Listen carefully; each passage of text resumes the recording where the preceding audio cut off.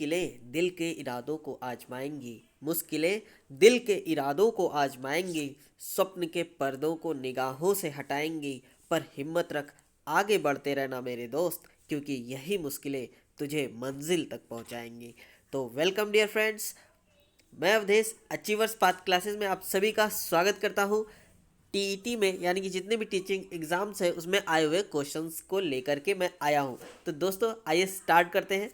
दोस्तों इसके पहले के जितने भी क्वेश्चंस हैं मैं डिस्कस कर चुका हूं पहले की वीडियो में। अभी मैं डिस्कस करने वाला हूं नेक्स्ट क्वेश्चंस। क्वेश्चन नंबर 43 पर आते हैं। दोस्तों पहला क्वेश्चन है, ध्वनि या ध्वनि प्रदूषण मापा जाता है। तो आप जानते हैं कि जो डेसिबल होता है, डेसिबल यानी कि डीबी जो होता है, इससे ध्वनि प्रदूषण को मेज़र किया जाता है। और ये जो डेसिबल होता है इसी से ध्वनि प्रदूषण का ये मात्रक होता है। नेक्स्ट है दोस्तों, हमारे पर्यावरण में किस गैस का सबसे अधिक सांद्रण है। सांद्रण का मतलब होता है दोस्तों यहाँ पर कॉन्सेंट्रेशन। कॉन्सेंट्रेशन का मतलब क्या होता है दोस्तों, क्या होता है कि जो चीज़ जितना अमाउंट में होता है, कॉन्सेंट्रेशन का एक सिंपल सा देसी भाषा में मतलब समझ लीजिए कि जो ज़्यादा गाढ़ा होता है वो ज़्यादा कॉन्सेंट्रेटेड कहलाता है या फिर सांद्रण कहलाता है। और इसका अपोजिट होता है डाइल्यूट। डाइल्यूट का मतलब होता है जो जिसकी विस्कोसिटी, जो गाढ़ापन कम होता है उसको डाइल्यूट बोलते हैं। दोस्तों आगे बढ़ते हैं।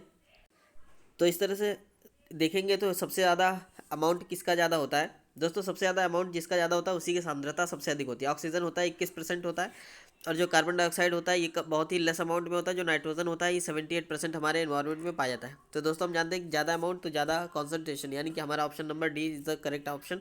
नेक्स्ट है दोस्तों, निम्नलिखित में से कौन सा अम्ल वर्षा का वृहद प्रदूषक है। दोस्तों मैं एक चीज़, इसके पहले वीडियो में कई बार ये क्वेश्चन आ चुका है तो मैं डिस्कस भी कर चुका हूँ। मैंने बता रखा है दोस्तों क्या होता है कि जो सल्फर डाइऑक्साइड गैस होती है ये काफ़ी हार्मफुल होती है, क्योंकि ये इन्वायरमेंट में जो H2O यानी कि जो नमी होती है इससे मिलकर के सल्फ्यूरिक एसिड फॉर्म करता है। सल्फ्यूरिक एसिड का फार्मूला होता है H2SO4। दोस्तों जो सल्फ्यूरिक एसिड होता है ये अम्ल होता है, और यही जो अम्ल क्या होता है कि वर्षा की बूंदों के साथ में धरती पर आता है और काफ़ी ज़्यादा हार्म पहुँचाता है हमारी फसलों को और जो पुरानी इमारतों को। इसलिए इसका ऑप्शन नंबर कौन सा सही हो जाएगा, कार्बन सल्फर डाइऑक्साइड कहाँ पर, ए ऑप्शन पे, इसलिए ये सही हो जाएगा। नेक्स्ट है, वायु प्रदूषक का मुख्य कारक है। दोस्तों जो वायु प्रदूषक का मुख्य कारक धुआं ही होगा, क्योंकि सीवेज वाटर प्रदूषक है, ये ध्वनि प्रदूषक है, और ये जो होता है ये भी वाटर पॉल्यूटेंट है, कीटनाशक। इसलिए ऑप्शन नंबर सी 46 का ऑप्शन नंबर सी सही होगा। नेक्स्ट है, 71% पृथ्वी का तल ढका हुआ, किससे ढका हुआ है, जल से, आप जानते हैं। नेक्स्ट है, विश्व में जल संकट का प्रमुख कारण क्या है।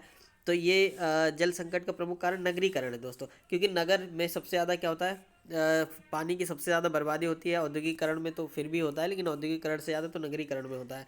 नेक्स्ट है दोस्तों, डेसिबल निम्नलिखित में से किसे मापने की इकाई है। आप जानते हैं कि डेसिबल जो होता है इससे आप ध्वनि को मेजर करते हैं, यानी कि साउंड कितना आप सुन पा रहे हैं। नेक्स्ट है, वायुमंडल में नाइट्रोजन गैस की प्रतिशत मात्रा। आप जानते हैं वायुमंडल में 78.09% होता है आपका नाइट्रोजन दोस्तों। नेक्स्ट है दोस्तों, निम्नलिखित में से किसका वेग अधिकतम होता है। तो अधिकतम वेग किसका होता है, सबसे ज़्यादा प्रकाश का वेग होता है। प्रकाश के वेग का जो ये प्रकाश का वेग होता है 3 × 10⁸ मीटर पर सेकेंड होता है। मीटर पर सेकेंड, इतनी स्पीड से, सॉरी ये वेग पूछ रहा, मीटर पर सेकेंड स्क्वायर होगा।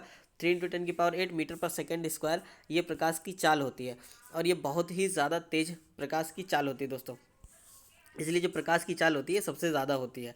नेक्स्ट है, निम्नलिखित में से सर्वाधिक मात्रा में पाई जाने वाली गैस कौन सी है। सबसे ज़्यादा गैस कौन सी पाई जाती है। आप जानते हैं कि सबसे ज़्यादा गैस होती है वो नाइट्रोजन, 78% होती है। आप देख रहे हैं ये दोस्तों, ये क्वेश्चन कितना रिपीट हो रहा है बार बार। ऑक्सीजन 21% होती है, ठीक है।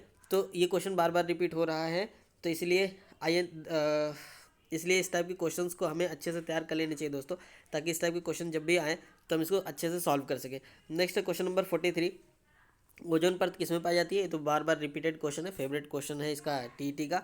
दोस्तों अब डिस्कस करेंगे हम सीटेट में आए हुए क्वेश्चंस को लेकर के। क्वेश्चन नंबर फर्स्ट है, रेणु रेणु की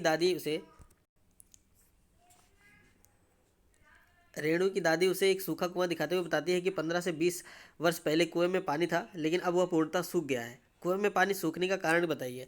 दोस्तों ये फरवरी 2016 में सीटेट में आया हुआ क्वेश्चन है। तो पहला कारण ये पूछा गया कि कुएं क्यों सूख रहे हैं।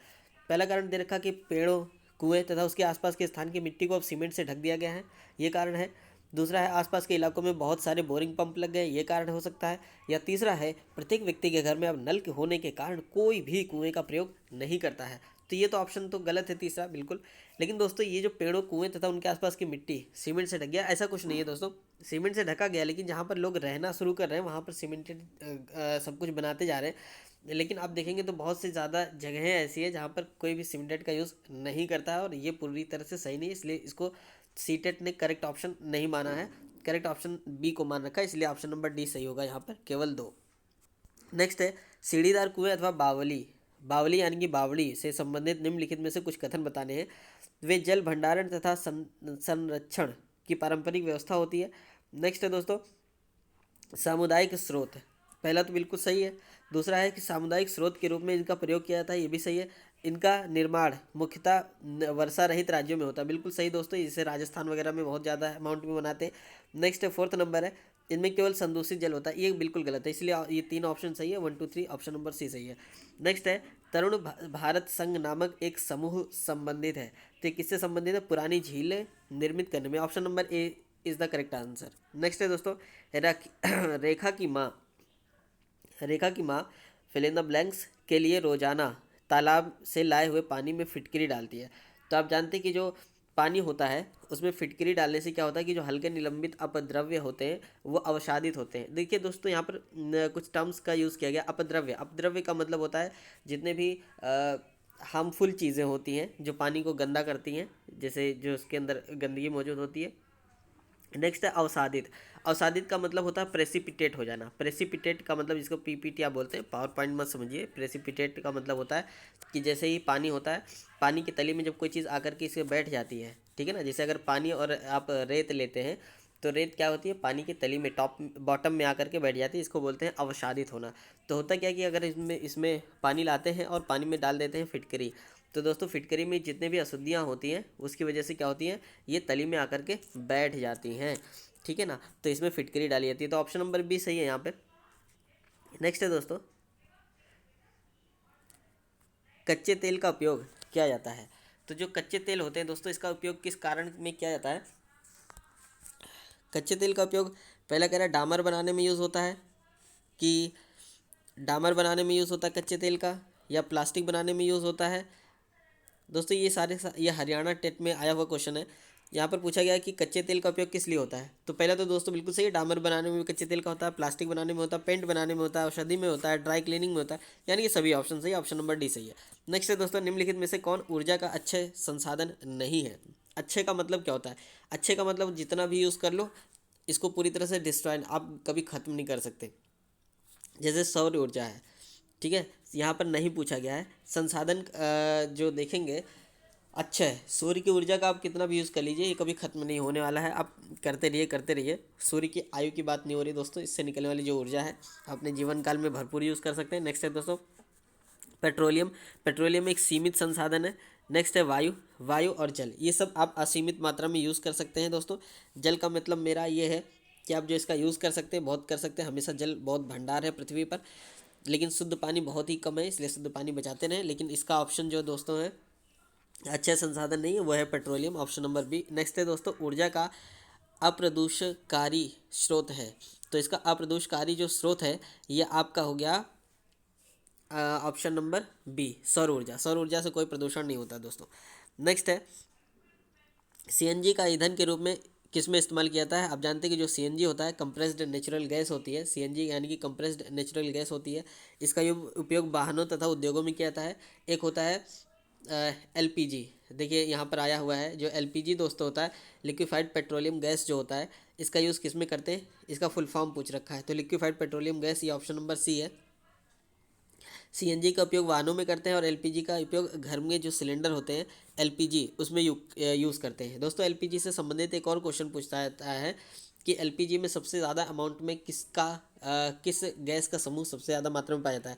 एक्चुअल में दोस्तों ये जो सीएनजी होता है और एलपीजी होता है ये गैसों का समूह होता है, एक पर्टिकुलरली कोई एक गैस नहीं होती है। तो जो एलपीजी होता है सबसे ज़्यादा इसमें ब्यूटेन होता है, ये अक्सर क्वेश्चन पूछा गया है। नेक्स्ट है दोस्तों जो बायोडीज़ल होता है, बायोडीज़ल तैयार किया जाता है, तो बायोडीज़ल कैसे तैयार किया जाता है? बायोडीज़ल तैयार किया जाता है जेट्रोफा। देखिए बायोडीज़ल, दो वर्ड आया बायो और डीजल, कहीं पर भी बायो का वर्ड का आ जाता है तो दोस्तों जो बायो होता है, बायो का मतलब होता है लाइफ। अब ये लाइफ जो होता है, बायो का मतलब होता है लाइफ, और ये लाइफ संबंधित होती है या तो किसी एनिमल की बात करेगा, किसी भी बैक्टीरिया वायरस की बात करेगा, या तो किसी प्लांट की बात करेगा। तो दोस्तों जो जेट्रोफा होता है, जेट्रोफा एक प्लांट होता है, और इसमें क्या होता है कि बीज निकलते हैं, जैसे मूंगफली होती है ठीक उसी तरह से इसके बीज निकलते हैं जेट्रोफा के। और ये बड़े बड़े दाने होते हैं, और इन दानों को क्या कर देते हैं, जैसे सरसों वगैरह होती है, जैसे सरसों को क्या करते हैं, बड़े बड़े मशीनों में इसको पीस देते हैं, और पीसने के बाद क्या होता है, तेल निकलता है। वैसे जेट्रोफा क्या होता है, इसको भी मशीनों से क्या करते हैं, तेल निकाल लेते हैं इसका। तो जेट्रोफा सही है, बायोडीजल होता है। नेक्स्ट है दोस्तों, निम्नलिखित में से कौन सा पदार्थ बायोगैस संयंत्र में प्रयोग नहीं होता है। तो बायोगैस संयंत्र में खनिज तेल का यूज़ नहीं होता है, पशुमल यूज़ होता है, जैव कचरा यूज़ होता है, मानव मल का भी यूज़ होता है। नेक्स्ट है सीएनजी संक्षिप्त रूप है। तो सीएनजी मैंने अभी बताया, देखो कंप्रेस्ड, दोस्तों मैं भी बताया है compressed natural gas, option number B सही बताया। नेक्स्ट है सीएनजी का पूरा नाम क्या है, ये बार बार रिपीट हो रहा है। सीएनजी का यूज़ किस में होता है, ऑप्शन नंबर बी में होता है, कंप्रेस्ड नेचुरल गैस है। सौर सेल द्वारा किस ऊर्जा को विद्युत ऊर्जा में बदला जाता है। तो आप जानते हैं कि जो सौर सेल के द्वारा प्रकाश ऊर्जा को विद्युत ऊर्जा में बदलते हैं। नेक्स्ट है, ऊर्जा का नवीकरणीय स्रोत क्या है। ऊर्जा का नवीकरणीय स्रोत क्या है दोस्तों, ऑप्शन नंबर सी पौधे हैं, नवीकरणीय स्रोत है ये। यानी कि कोयले का आप यूज़ कर लेंगे खत्म हो जाएगा, पेट्रोलियम का यूज़ करेंगे खत्म हो जाएगा, यूरेनियम खत्म हो जाएगा, लेकिन पौधे जो होते हैं, यहाँ पर पौधा सही होगा, आप यूज़ करते रहिए, उससे बीज निकलेगा, आप नए पौधे बनाइए। नेक्स्ट है दोस्तों ऑप्शन नंबर सीटेट के क्वेश्चन है, ये 3 ही क्वेश्चन है दोस्तों, यहाँ पर डिस्कस कर लेते हैं पहले। निम्नलिखित में से पेट्रोलियम के सही अभिलक्षण चुनिए। तो पेट्रोलियम के सही अभिलक्षण कौन कौन से होते हैं। पहले ये बदबूदार होता है, बिल्कुल सही, बदबू आती है, गाढ़ा होता है बिल्कुल, और ये गहरे रंग का तेल होता है, ये भी सही है, बिल्कुल सही है, ऑप्शन नंबर ए ही सही होगा, बाकी तो गलत है। नेक्स्ट है दोस्तों, उसे चुनिए जो अन्यों से भिन्न होते हैं। अन्यों से भिन्न कौन कौन से हैं, ऑप्शन नंबर पेट्रोलियम है, पैराफिन मोम है और ग्रीस है। यहाँ पर कोयला दे रखा है दोस्तों। तो अन्य से भिन्न कौन कौन सा हो सकता है, ये कोयला अन्य से भिन्न है, क्योंकि ये जितने भी है ये बायोलॉजिकल चीज़ें होती हैं, चाहे वो पेट्रोल होता है, पैराफिन मोम होता है या कोयला होता है।